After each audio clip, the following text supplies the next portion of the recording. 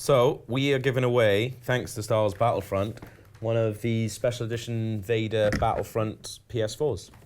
Good, isn't it? Yeah, it's really good. You've got one. Unfortunately, this is only available if you live in the US. What? But it's very simple to enter. You just go to this link right here. Yeah. And you could win this. It's got a copy of Battlefront in it. It's got the Vader controller and the Vader PS4. So, what a competition. It's pretty good. Yeah. On with the show.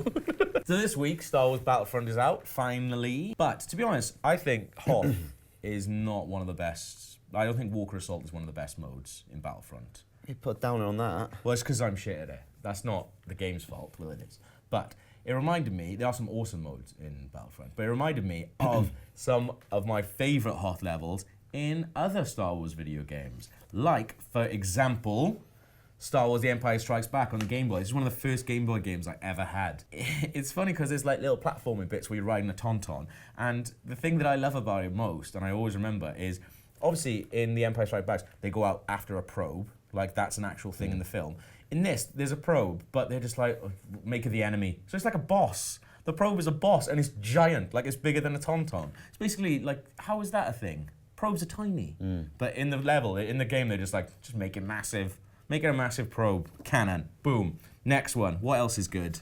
Well, Star Wars Rebel Assault is a good game. It is a good game. Ish. It's kind of a mixture of a platformer on rails, but Gav put this list together, and there's a line here. Things we like. First CD-only game published by LucasArts.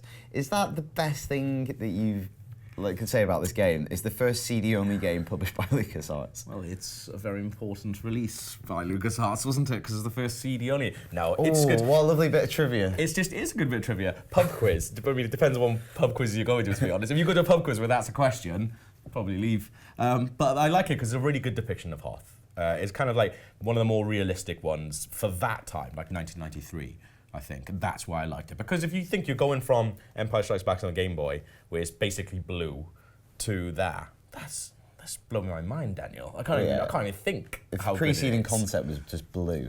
Yeah. And now they're just like, we can do whites in games now. Next up is a more recent one from this year, actually, and it's Disney Infinity 3.0, The Rise Against the Empire playset.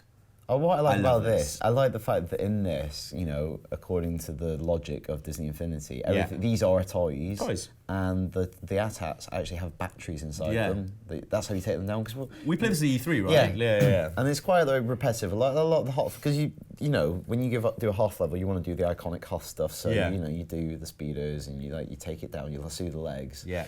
What I like about this is you have to climb up it, so it's kind of a platform, and then you have to prise apart the side of the AT-AT and take out the batteries. Yeah, which I think is really, really good. But also riding the Tauntauns around is really, really fun as well. Especially if you're going off with a mate, you can sort of race them a little bit. I mean, it's not like an official mode, but you can just have a bit of fun. Just a bit of fun. Just have a bit of fun, right? So that's what a lot of video games are. Yeah.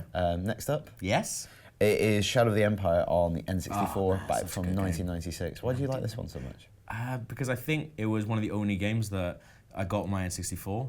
So no, because that's what happened when you were a kid, isn't it? You get a console, and then you get one game, and you've got to play that game forever. You stand up? No. Oh, what about plain food? Oh, awful. No, but it is, isn't it? I used to get them on birthdays and Christmas. Exactly. So you get... Don't make fun of my stand-up. But because of that, I think I've just got a love for it because I just played it to death. I just played it over and over again. And I really like when you're attached to your harpoon, the AT-AT shakes his head around mad like a dog and just shooting off in all different directions. You having that? Yeah, you've really brought it to life in a way that probably the B-roll won't. What's next, Daniel? I just gave you one. Did I? Oh, okay, yeah. Well, we'll do the next one then. I'll do it. Fine.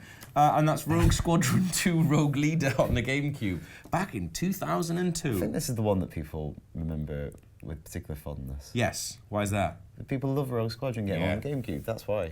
It was really, really good. Dale, who's behind the camera, he says it's the best one because it allows you to take down an AT-AT. A lot of them did, but he says the best depiction of that. This is the one that I think you remember as looking brilliant, and then when you go back and look at it... It doesn't. It doesn't. I thought you were going to say, oh, and it actually does. No, it doesn't. No, it doesn't. Does it not? No, it's okay. That's a shame. It is a shame. I imagine it looking kind of like Battlefront, the new one. Right, I know you've just done one, but I want to do this one because this is one of my favourite ones. Okay.